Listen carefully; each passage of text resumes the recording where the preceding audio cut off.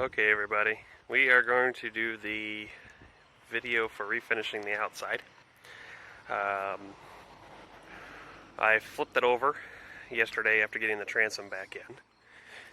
That is, when you do it by yourself, it's a combination of physical sciences, levers, and sorcery. But before I did, I put the new transom in, so it's fully bolted in. Let's walk around this thing. I partially sanded the back where all the screw heads and bolt heads and stuff would be to hold the transom in place, so I don't have to sand around those, and that way I only kind of have this area up top here that gets sanded before paint. Step one was remove the decals off the side. You can see the silhouettes that are on there. I guess this boat was like a bright orange at one point in time. Key to doing that is heat gun. So I don't know, these are 20 bucks or so. 10 bucks if you go to Harbor Freight. And razor blade holder. I didn't use the short one like I have in the past. I used the long one for this because that heat gun gets insanely hot, and this keeps your hand well clear. So what I do is I take the blade, stick it under the vinyl, and I warm up the vinyl as I go, pushing this along. You can get some pretty good runs as long as the metal's relatively flat, straight, and the vinyl's not too tore up. I probably got 3 hours maybe into taking all this decal off. So front to back, took all the letters off, the registration tag, that'll all be replaced because I had to re-register it for myself. Now the next step will be good thorough washing with an aluminum cleaner and adhesive remover. Try to get the rest of the adhesive off before we sand. So I'll be back when that's done.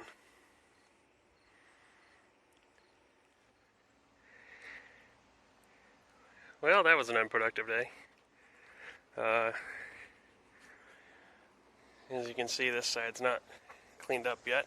I got the transom finish stripped, and I got the other side stripped, and I got the bottom all cleaned off. So I'd say unproductive because I was really hoping to have the whole thing done today, but time's up. I got stuff I gotta go get done. I didn't actually want to strip the outside to this point. My original plan was to scuff up the red to just prime and paint over the top of it. Issue is the adhesive for the vinyl won't come off. I tried adhesive remover, rubbing alcohol, mineral spirits, all kinds of things. So I have to fall back to the tried and true aircraft remover, which takes the paint with it. That's actually what's the red all over the ground is the stripping. I don't worry about it on the ground. I'll use the hose and rinse it into a big pile, and I'll scoop it up and get rid of it. It's inert once it's dry or saturated in water. So I guess this will be a total strip video instead of just a scuff and prime. If you can see that the rivets are shiny, it's because I sanded around them and then used the brass wheel and a drill to get the crap around the actual rivet. It just works better than tearing up sandpaper.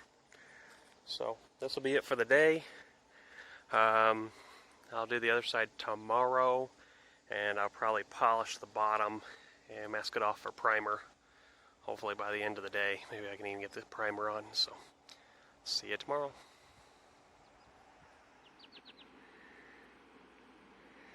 Okay, so we're back a day or two later, I can't remember. Got the sides totally stripped out, got the tops cleaned, I guess it'll be the bottom cleaned, and I got her in primer. For primer, use self-etch on aluminum. Make sure it's perfectly clean. So I strip the paint, wash it, scrub it. I wipe it off, I go over it with spirits and prep solvent to remove every last bit of everything. And then I prime once it's dry. So this is 2 coats of primer on it. I'm getting ready to add the first coat of paint, and I'll be back once the painting is done. Okay, everybody, we are about a week later. primer went on perfectly. I got the paint, which was the Rust-Oleum gloss enamel. I've used this stuff many a times, not much issue. I was getting these blotchy spots in it. It's supposed to be gloss, and there was just random dull things right in the middle of it. So I decided I would go ahead and clear coat. Glossy clear coat. When I clear coated, per the can instructions, which say apply second coat or clear coat within 1 hour or after 48 in 2 to 3 light coats, a few minutes apart. So I did that, and then almost immediately it started to wrinkle. So I've had this before. I was hoping this wouldn't do it.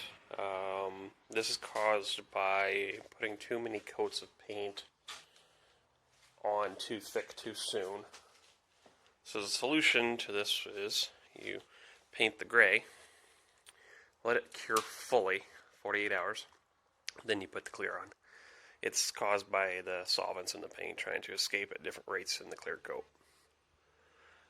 So now what I get to do is I get to go sand it all out.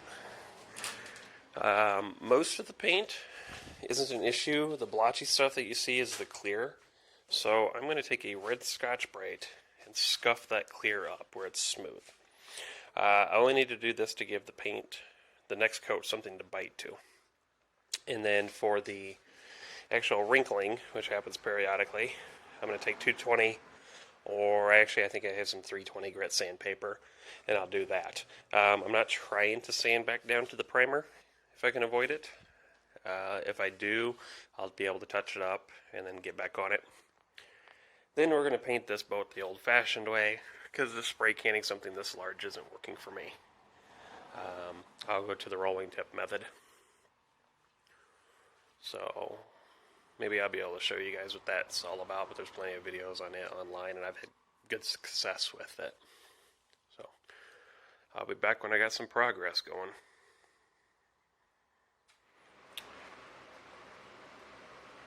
Okay, so I want to show you guys what this is supposed to look like now. It's all milky.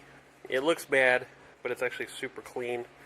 That red Scotch-Brite, it's not quite sandpaper. What it does is actually scuffs the surface so that the new paint can have something to bite into. I went over it, and as the Scotch-Brite hit imperfections like pimples and kind of debris that got caught in the spray paint, it would turn white, and that would give me something to sand. So I'd follow up with 320 grit sandpaper just to knock those little nubs down. The worst part of the whole boat is this right here. It was that really thick part. I had to get super aggressive with it, come down to 120 and sand that out. It's actually super smooth now. And I'm going to let this dry for a while because I wiped it off with water. And then I'm going to come back over all the bald patch, all the bald spots there. You can see metal with primer. All the way down the other side. Do all this by hand. Don't try to do it with a machine. The machine's going to take it all the way down. Originally, I was going to do this to the original paint job, scuff it with a Scotch-Brite, but I could not get that adhesive off, so I had to peel it all the way down to the aluminum. Transom done, everything. So I'm going to get some primer on it, and then tomorrow I plan to roll and tip the paint out. I'm going to give up on spraying a boat this big, so see you tomorrow.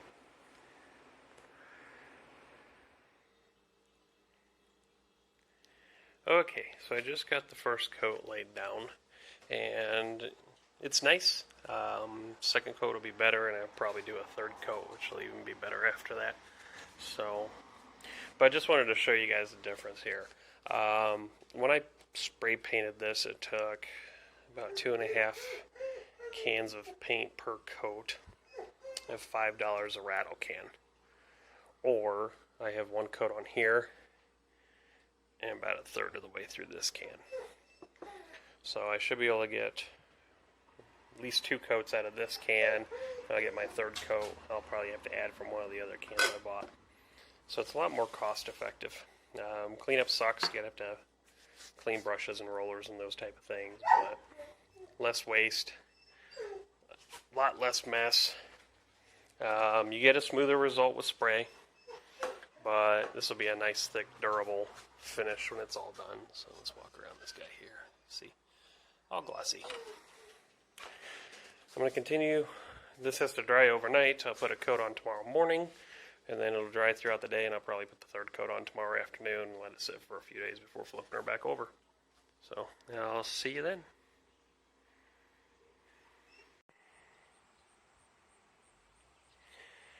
Well, she is painted and upright.